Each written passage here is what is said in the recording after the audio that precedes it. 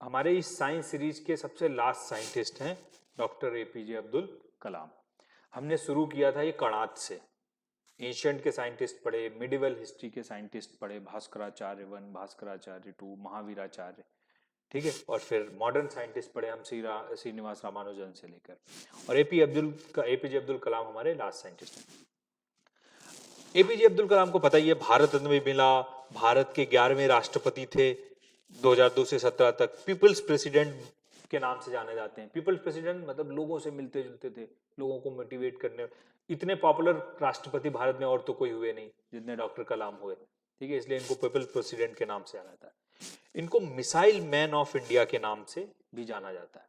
भारत ने एक प्रोग्राम शुरू किया था जिस प्रोग्राम को बोला जाता है integrated guided missile development program, IGMDP। ये प्रोग्राम बहुत काम का है।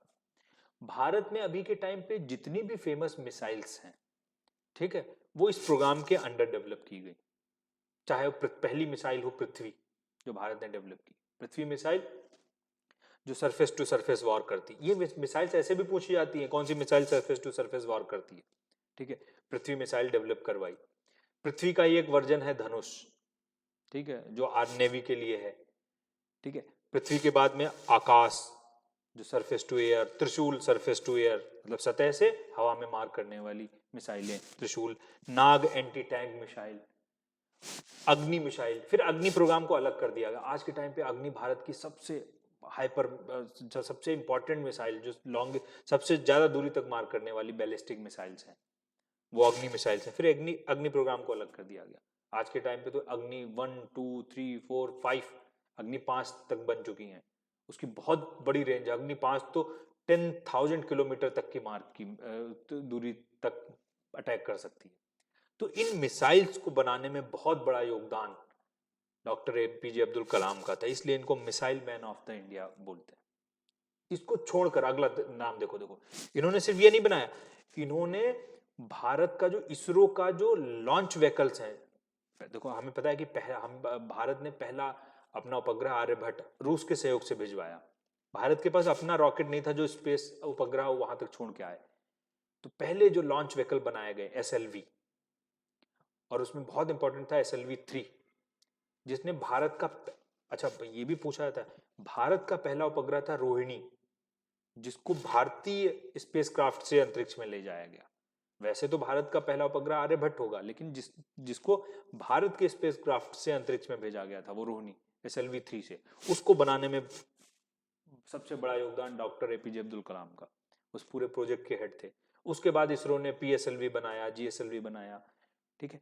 तो उसमें भी जो रॉकेट, जो लॉन्च व्हीकल्स हैं, उसको बनाने में इनका योगदान बहुत बड़ा है। डॉक्टर कलाम ने पोखरण जो टेस्ट हुए, पोखरण टेस्ट हमें पता है, एक तो पोखरण टेस्ट हुआ था 1974 में इंदिरा गांधी के समय में, जिसको स्माइलिंग बुद्धा का नाम दिया गया था, ठीक है। वो पहला पोखरण पोखरण टेस्ट है। ये पोखरण 2 टेस्ट है। राजस्थान में पोखरण में टेस्ट हुआ 1998 में, अटल बिहारी वाजपेयी के टाइम पे।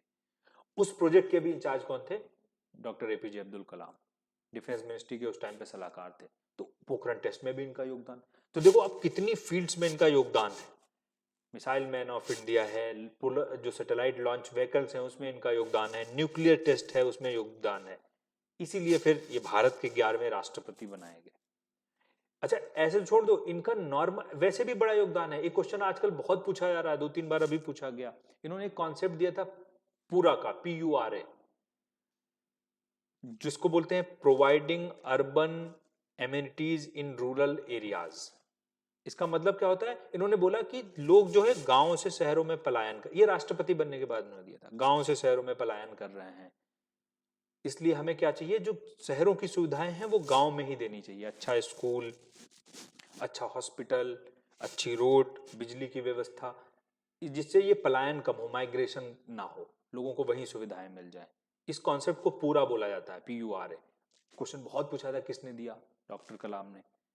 डॉक्टर कलाम ने ही जो पुरानी नालंदा विश्वविद्यालय था, भारत का पहला विश्वविद्यालय, बंद हो गया था, बख्तियार खिलजी ने उसको आग लगा दी थी। इन्होंने आइडिया दिया कि इस नालंदा विश्वविद्यालय को फिर से बनाया जाए, और फिर से उसको बनाया गया, ठीक है। तो ऐसे बहुत सारे योगदान हैं डॉक्टर अब्दुल कलाम के, इसलिए इनको पीपल्स प्रेसिडेंट बोला जाता है। हर फील्ड में इनका योगदान है। इन्होंने कुछ बहुत मोटिवेटिंग और बहुत फेमस किताबें भी लिखी, जिसमें विंग्स ऑफ फायर, इंडिया 2020 और इग्नाइटेड माइंड्स, ये 3 किताबें मैंने इसलिए ली कि ये 3 ज़्यादा फेमस किताबें हैं इनकी। विंग्स ऑफ फायर और इग्नाइटेड माइंड्स तो बहुत पूछी जाती हैं डॉक्टर एपीजे अब्दुल कलाम की बुक्स।